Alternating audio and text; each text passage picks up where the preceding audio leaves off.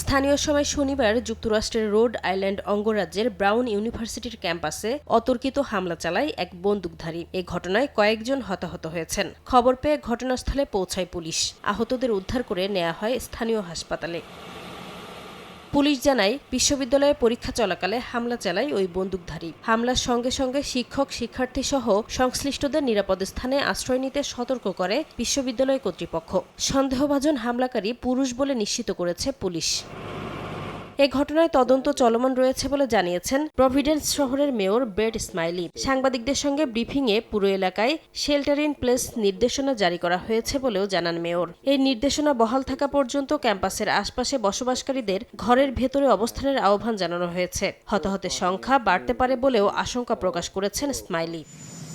এদিকে বিশ্ববিদ্যালয় ক্যাম্পাসে বন্দুক হামলার ঘটনাকে ভয়াবহ আখ্যা দিয়েছেন মার্কিন প্রেসিডেন্ট ডোনাল্ড ট্রাম্প।